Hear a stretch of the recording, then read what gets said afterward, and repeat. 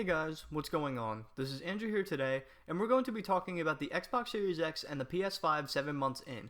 I've done this topic a few times now, and I'm glad to finally continue it a month later. This one's going to be a little bit shorter than the last one, because there's a lot less news surrounding these consoles, as in for like this month. To start off, let's talk about the Xbox Series X. The first thing that I'm going to point out is a topic that Modern Vintage Gamer talked about, and that topic is surrounding the DRM problem that the Xbox currently has.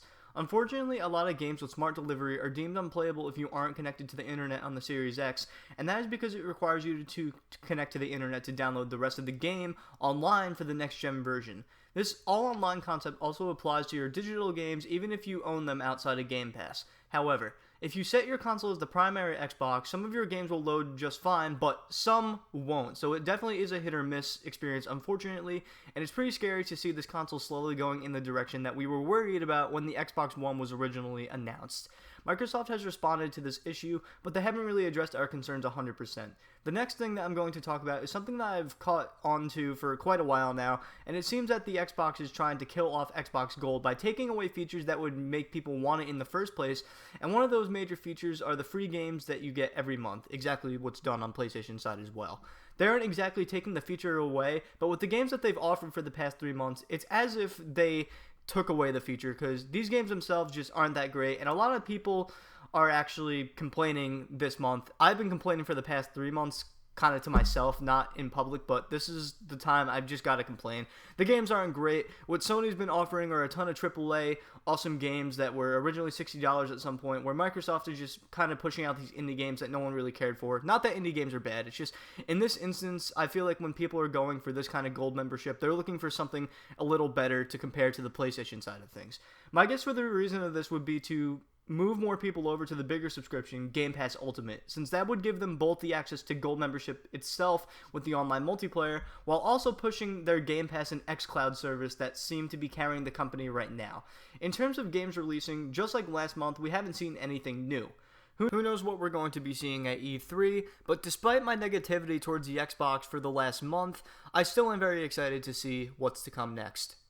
Let's move on to the PlayStation 5 this time, and we're going to be starting off positive. Since this video is going to be releasing the day before Rift Apart, unfortunately it is possible that going into detail about the game may not age well, considering I have not played it yet and a majority of people have not played it yet, but I'm going to throw some predictions anyway.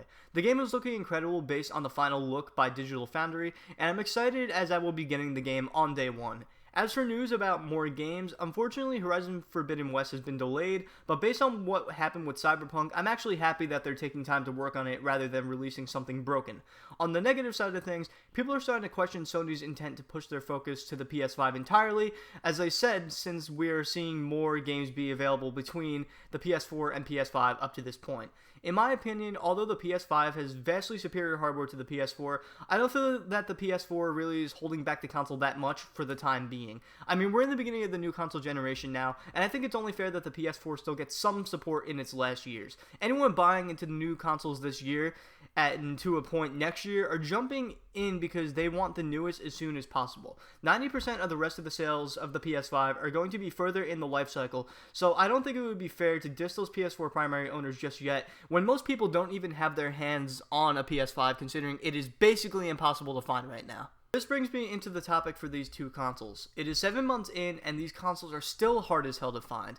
I'm one of the very few people who has both systems as an average consumer, and that is only because I got extremely lucky both times for securing the systems. In terms of which console I've been playing more recently, it's sort of a draw between the two, but I've been enjoying my time a little bit more on the PS5 this month in terms of personal interest when it comes to the back catalog of games I've been playing, plus the newer releases that have started to be coming out.